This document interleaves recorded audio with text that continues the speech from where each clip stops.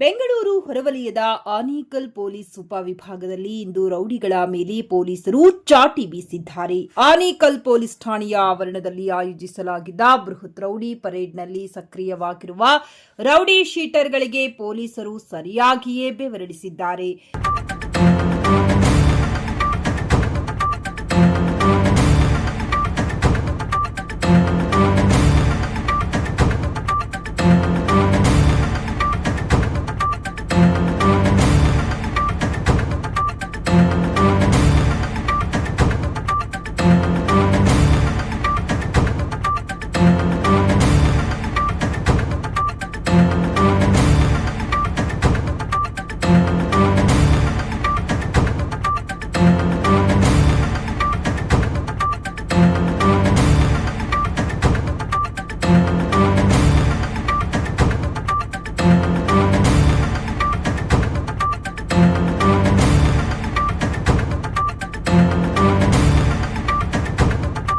ಬೆಂಗಳೂರು ಜಿಲ್ಲಾ ಪೊಲೀಸ್ ವರಿಷ್ಠಾಧಿಕಾರಿ ಚಂದ್ರಕಾಂತ್ ಅವರ ನೇತೃತ್ವದಲ್ಲಿ ಈ ಪರೇಡ್ ನಡೆಯಿತು. ಉಪವಿಭಾಗದ 6 ಪ್ರಮುಖ ಪೊಲೀಸ್ ಠಾಣೆಗಳಾದ ಆನೇಕಲ್, ಬನ್ನೀರುಘಟ್ಟ, ಸರ್ಜಾಪುರ, ಅತ್ತಿಬೆಲೆ, ಸೂರ್ಯ ಸಿಟಿ ಮತ್ತು ಜಿಗಣಿ ವ್ಯಾಪ್ತಿಯಲ್ಲಿರುವ ರೌಡಿಗಳನ್ನು ಒಂದೆಡೆ ಸೇರಿಸಿ ಅವರ ಇತ್ತೀಚಿನ ಚಟುವಟಿಕೆಗಳ ಬಗ್ಗೆ ಮಾಹಿತಿ ಪಡೆಯಲಾಯಿತು. ಯಾವುದೇ ಕಾರಣಕ್ಕೂ ಸಮಾಜದ ಶಾಂತಿ ಕದಡುವ ಕೆಲಸ ಮಾಡಿದರೆ ಕಠಿಣ ಕಾನೂನು ಕ್ರಮ ಎದುರಿಸಬೇಕಾಗುತ್ತದೆ ಎಂದು ಅಧಿಕಾರಿಗಳು ಎಚ್ಚರಿಕೆ ನೀಡಿದರು. ಉಪವಿಭಾಗದಲ್ಲಿ ಒಟ್ಟು 564 ಅಧಿಕ ರೌಡಿ ಶೀಟರ್ಗಳಿದ್ದು, ಈ ಪೈಕಿ ಸದ್ಯ ಸಕ್ರಿಯವಾಗಿರುವ 120 ಮಂದಿಯನ್ನ ಕರೆಸಿ ವಾರ್ನಿಂಗ್ ನೀಡಲಾಗಿದೆ. ಹಳೆ ಕೇಸ್ಗಳ ವಿಚಾರಣೆ, ಪ್ರಸ್ತುತ ಮಾಡುತ್ತಿರುವ ಕೆಲಸ ಹಾಗೂ ಅಕ್ರಮ ಚಟುವಟಿಕೆಗಳಲ್ಲಿ ಭಾಗಿಯಾಗದಂತೆ ಕಟ್ಟುನಿಟ್ಟಿನ ಸೂಚನೆ ನೀಡಲಾಯಿತು. ಸಾರ್ವಜನಿಕರಿಗೆ ತೊಂದರೆ ನೀಡುವ ಅಥವಾ ರಿಯಲ್ ಎಸ್ಟೇಟ್ ದಂಧೆ, ಹಫ್ತಾ ವಸೂಲಿಯಂತಹ ಕೃತ್ಯಗಳಲ್ಲಿ ತೊಡಗಿದರೆ ಗೂಂಡಾ ಕಾಯ್ದೆಯಡಿ ಕ್ರಮ ಜರುಗಿಸುವುದಾಗಿ ತಿಳಿಸಿದರು. ಈ ಪರೇಡ್ ಮೂಲಕ ಆನೇಕಲ್ ಭಾಗದಲ್ಲಿ ಶಾಂತಿ ಮತ್ತು ಸುವ್ಯವಸ್ಥೆ ಕಾಪಾಡಲು ಪೊಲೀಸರು ರೌಡಿಗಳಿಗೆ ಬಿಸಿ ಮುಟ್ಟಿಸಿದ್ದಾರೆ. ಶಿಸ್ತಿನ ಇಲಾಖೆ ಈ ಶಿಸ್ತನ್ನು ಕಾಪಾಡಿಕೊಡ್ಲಿಕ್ಕೆ ಅಡಿಪಾಯ ಅಂತಂದರೆ ಅದನ್ನು ವೀಕ್ಲಿ ಪೀರಿಯಡ್ ಅಂತೀವಿ. ಪ್ರತಿ ಶುಕ್ರವಾರ ನಮ್ಮ ವಿಭಾಗ ಮಟ್ಟದಲ್ಲಿ ಈ ಕವಾಯತು ನಡೆಸ್ತೀವಿ. ಸಿಬ್ಬಂದಿಯಲ್ಲಿ ಶಿಸ್ತು ಮತ್ತು ಸಂಯಮ ಕಾಪಾಡಲಿಕ್ಕೆ ಇದು ಬಹಳ ಮುಖ್ಯವಾದದ್ದು.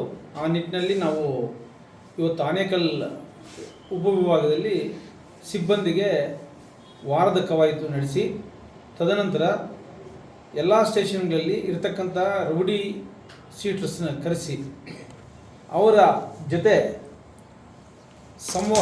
ಸಂವಾದ ನಡೆಸಿ ಅವರ ಪ್ರಸ್ತುತ ಚಲನವಲನಗಳು, ಯಾವ ವೃತ್ತಿಯಲ್ಲಿದ್ದಾರೆ, ಅವರಲ್ಲಿ ಇನ್ನೂ ಅಪರಾಧ ಮನೋಭಾವ ಇದೆಯಾ ಅಥವಾ ಪರಿವರ್ತನೆ ಆಗಿದೆಯೇ, ಮತ್ತು ಆ ಅಪರಾಧ ಹಾಲೆಗಳನ್ನ ಮುಂದುವರಿಸಬೇಕೆ ಅಥವಾ ನಮ್ಮ ವಿವೇಚನಾ ಶಕ್ತಿ ಬಳಸಿ ಆತನು ಪರಿವರ್ತನೆ ಆಗಿದರೆ ಅವರ ರೌಡಿ ಹಾಳೆಯನ್ನು ಮುಕ್ತಾಯಗೊಳಿಸುವುದು, ಈ ಮೌಲ್ಯಮಾಪನ ಮಾಡಿ ತೀರ್ಮಾನ ತಗೊಳ್ಳೋಣ. ಹಾಗಾಗಿ ಎಲ್ಲ ಸ್ಟೇಷನ್ಗಳಿಂದ ಆ್ಯಕ್ಟಿವ್ ರೌಡಿಸ್ ಯಾರಿದ್ದಾರೆ ಅವ್ರನ್ನ ಕರೆಸಬೇಕು ಅಂತ ಹೇಳಿದೆ. ನಮ್ಮ ಆನೇಕಲ್ ಉಪವಿಭಾಗದಲ್ಲಿ 327 ಜನ ಸ್ಥಳೀಯ ರೌಡಿ ಅಸಾಮಿಗಳಿದ್ದಾರೆ. 236 ಜನ ಔಟ್ಸೈಡರ್ಸ್ ಇದ್ದಾರೆ. ಒಬ್ಬರು ಬಡ್ಡಿಂಗ್ ರೌಡಿ. ಟೋಟಲ್ 564 ಜನ ಇದ್ದಾರೆ. ಆ ಪೈಕಿ ಈ ದಿನ ಠಾಣಾವಾರು ಆಕ್ಟಿವ್ ಇರ್ತಕ್ಕಂಥ ರೌಡಿಗಳನ್ನ ಕರೆಸಿ ಅವ್ರ ಜೊತೆ ಸಂವಾದ ಮಾಡಿದ್ದೀನಿ. ಅವರೆಲ್ಲ ಬಹುತೇಕ ಇನ್ನೂ ಆಕ್ಟಿವ್ ಇದ್ದಾರೆ. ಅವ್ರಿಗೆ ನಾನು ಸ್ವಲ್ಪ ಕಾನೂನು ಸಲಹೆ ಮತ್ತು ಡೂಸು ಡುನಾಟ್ಸ್ ಬಗ್ಗೆ ಎಲ್ಲ ಹೇಳಿದ್ದೀನಿ. ಬದಲಾವಣೆ ಹಾಕಿ ಮುಖ್ಯ ವಾಹಿನಿಗೆ ಬರಬೇಕು ನೀವು, ಮತ್ತು ನಿಮ್ಮ ವ್ಯಾಪ್ತಿಗಳಲ್ಲಿ ಆಗ್ತಕ್ಕಂಥ ಅಪರಾಧಗಳ ಬಗ್ಗೆ ಮುಂಗಡ ವರದಿ ಕೊಟ್ಟು ಅಪರಾಧಗಳು ತಡೆಗಟ್ಟಲಿಕ್ಕೆ ಸಹಕರಿಸಬೇಕು. ನಿಮ್ಮ ಪರಿವರ್ತನೆ ಆಗಿದ್ದೆ ಆದರೆ ನಿಮ್ಮ ರೌಡಿ ಹಾಳೆಯನ್ನು ಮುಕ್ತಾಯಗೊಳಿಸಲಾಗ್ತದೆ ಅಂತಲೂ ಸಹ ನಾನು ಅವರಿಗೆ ಅಡ್ವೈಸ್ ಮಾಡಿದ್ದೀನಿ. ಬಹುತೇಕ ಎಲ್ಲ ಈಗ ಅವ್ರಿಗೆ ಅರಿವಾಗಿದೆ. ಮುಖ್ಯವಾಗಿ ಅವರು ಈ ಅಪರಾಧ ಜಗತ್ತಕ್ಕೆ ಬರಲಿಕ್ಕೆ ನಾನು ಪ್ರತಿಯೊಬ್ಬರ ಹತ್ರ ಪ್ರತ್ಯೇಕವಾಗಿ ಚರ್ಚೆ ಮಾಡಿದ್ದೀನಿ. ಅವರ ಅವಿದ್ಯಾವಂತಿಕೆ ಯಾರೂ ಸಹ 10ನೇ ಕ್ಲಾಸ್ ಮೇಲೆ ಯಾರೂ ಓದಿಲ್ಲ. ಕೆಲವರು ಓದೇ ಇಲ್ಲ, ಕೆಲವು 3ನೇ ಕ್ಲಾಸು, ಕೆಲವು 4ನೇ ಕ್ಲಾಸು, 8ನೇ ಕ್ಲಾಸು.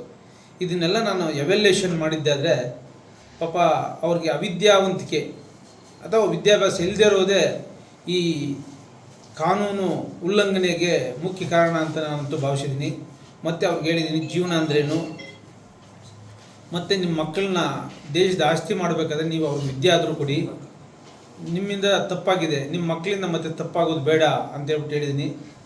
ಅವ್ರಿಗೆಲ್ಲ ತಪ್ಪಿನ ಅರಿವೂ ಆಗಿದೆ ಅವ್ರ ಜೊತೆ ಚರ್ಚೆ ಮಾಡ್ತಾ ಇದ್ದಾಗ. ಸೊ ಅವರು ಮುಖ್ಯ ವಾಹಿನಿಗೆ ಬರಲಿ ಅಂತ ನಾನು ಹಾರೈಸಿದ್ದೀನಿ. ವಿಶೇಷವಾಗಿ ಪತ್ರಕರ್ತದ್ದು ಇದು ರೋಲ್ ಬಹಳ ಇಂಪಾರ್ಟೆಂಟು.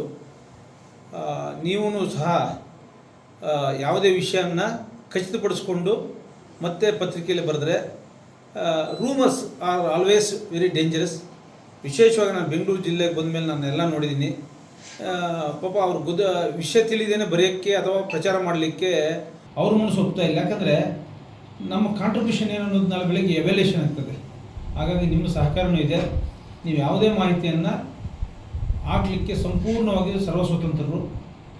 ಅದನ್ನು ಖಚಿತಪಡಿಸ್ಕೊಂಡು ಹಾಕಿದ್ದೆ ಆದರೆ ಸ್ವಾಸ್ಥ್ಯ ಸಮಾಜ ನಿರ್ಮಾಣ ಮಾಡಲಿಕ್ಕೆ ನೀವು ಸಹ ನಮ್ಮ ಜೊತೆ ಕೈ ಜೋಡಿಸೋದಕ್ಕೆ ಆಗ್ತದೆ ಅಂತ ನಿಮಗೂ ಸಹ ಶುಭ ಹಾರೈಸ್ತೀನಿ. Thank you to all. Sir, 564 ಜನ ರೌಡಿ ಶೀಟರ್ಗಳಲ್ಲಿ ಬೆರಳೆಣಿಕೆಯಷ್ಟು ರೌಡಿ ಶೀಟರ್ಗಳನ್ನು ಕರೆಸಿದ್ದಾರೆ. ಆಕ್ಟಿವ್ ಇರುವಂಥವ್ರನ್ನು ಇನ್ನೂ ಸಾಕಷ್ಟು ಜನ ಬಿಟ್ಟಿದ್ದಾರೆ ಅಂತೇಳಿ ಕೇವಲ 120 ಜನ ಬಂದಿದ್ದಾರೆ ಸರ್. ಇನ್ನೂ ಸಾಕಷ್ಟು ಜನ ಆಕ್ಟಿವ್ ಇರುವಂಥ ರೌಡಿ ಶೀಟರ್ಗಳಿದ್ದಾರೆ, ಅಂಥವ್ರನ್ನೆಲ್ಲ ಕೈ ಬಿಟ್ಟಿದ್ದಾರೆ ಅಂತೇಳಿ ನೆಪ ಮಾತ್ರಕ್ಕೆ ರೌಡಿ ಪರೇಡ್ ಮಾಡಿದ್ದಾರೆ ಅಂತೇಳಿ.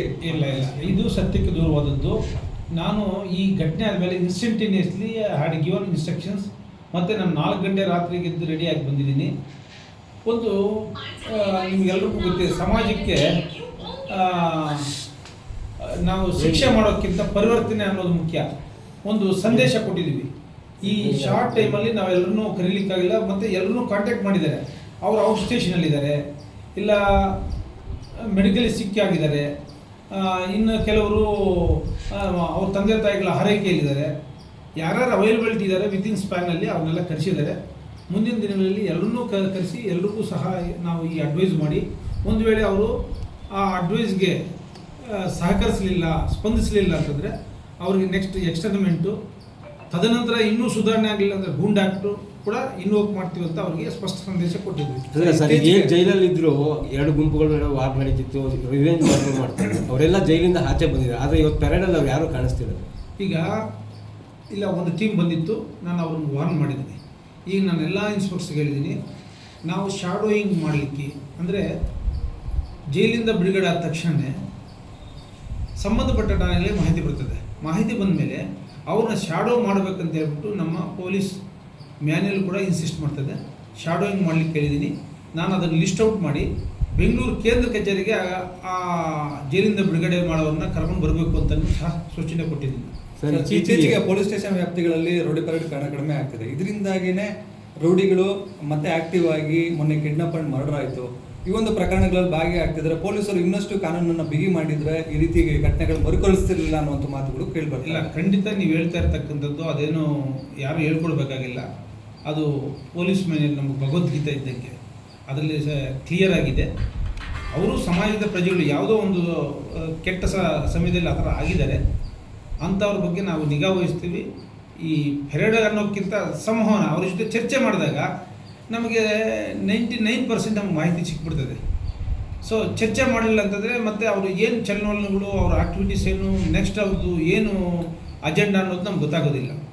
ಅದಕ್ಕೆಲ್ಲ ನಾವು ಎಲ್ಲನೂ ಪ್ರಿಕಾಷನರಿ ತೊಗೋತೀವಿ ಅಂತ ಹೇಳಲಿಕ್ಕೆ ಇಷ್ಟಪಡ್ತೀನಿ.